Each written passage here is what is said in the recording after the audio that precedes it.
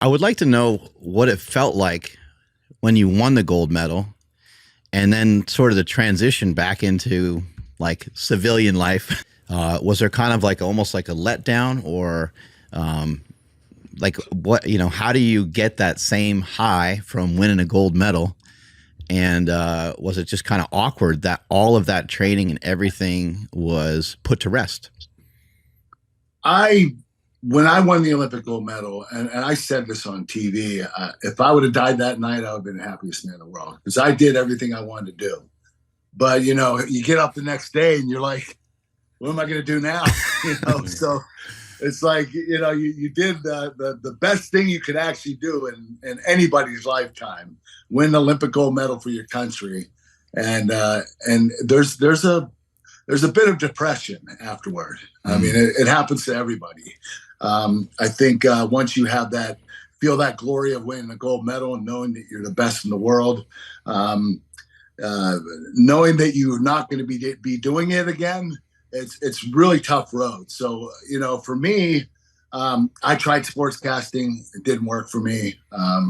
Then I decided, hey, maybe I'm not done being an athlete. I'll go to the WWE and see what happens. And that's what I did. And it semi replaced the feeling I got when I won the gold medal, but not totally. It wasn't as fulfilling.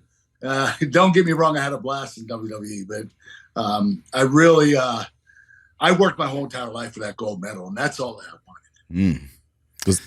Was there any part of you that wanted to do it again, though? Like, I mean, afterwards, yeah, you realized you were done, but was there a side of you that was like, I could maybe train again for this? You know what? No. Okay. Now, later on in my career at WWE, I thought about doing it. I actually even tried. I started training. I kept getting injured, and I just couldn't do it.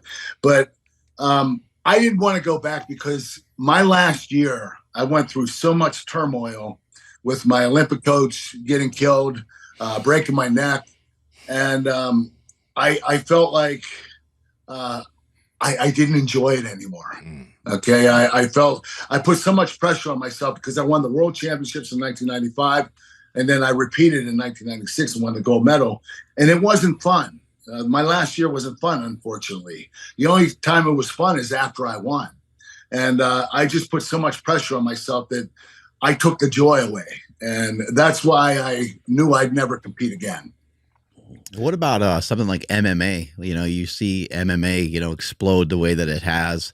Is there a part of Kurt Angle that maybe wishes you were born maybe just a little bit later, so you could have maybe gotten to some UFC or something like that? You know what? The thing is, when UFC, when they approached me, which was 1997, they weren't as distinguished as they are now. In other words, they offered me a contract, and it was 150 grand for 10 fights, like 15 grand a fight. Really? Like, I'm not going to put my life on the line for $15,000. But when I got into WWE in like 1998, 1999, 2000, I was rolling. I started winning world titles, and then UFC became mainstream. And I was like, whoa, I want to go back there and do that.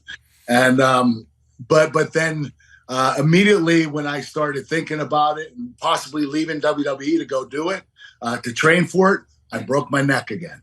And that was in WWE. So that pretty much put the fire out of ever being able to compete in UFC. And don't get me wrong, I tried many times. Dana White, I met with him a couple different times. One was in 2006. There he wanted me to compete against a fighter named Daniel Puder. He was not a well-known fighter, but him and I had a little riff in WWE, and he got me in an arm bar, and literally he could have broken my arm if he was kind of an idiot because it was supposed to be pinfall only. It wasn't submission. So he actually pinned himself, but he caught me in an arm bar, and Dana was interested in that. He was like intrigued. He was like, hey, why don't we just have a fight, you versus Daniel Puder, and we'll give you a big payday. And, I thought about it, and then I said, well, listen, I just signed with a new wrestling company called Impact Wrestling. He said, well, I can't have you fight and wrestle at the same time. I said, why not? I'm only going to wrestle part-time. He said, I can't have you do that. he said, when you're ready, come back and, we'll see what we can do. So that was my opportunity. And unfortunately it didn't work. Now in 2010, I went to Dana again. Something personal happened to me and I was getting ready to quit the company that I was wrestling for. And I called Dana and I told him I wanted to fight. And what he wanted me to do was go on Real Fighter with Kimbo Slice, and which was pretty cool. But you don't get paid to be on Real Fighter, so you're giving your time, your efforts for nothing. I mean, you're getting, unless you win it, then you get a contract. But he was willing to pay me to be on Real Fighter. But when it came down to it, I knew I wasn't suited to be an MMA fighter at this point in my career because I broke my neck 5 times.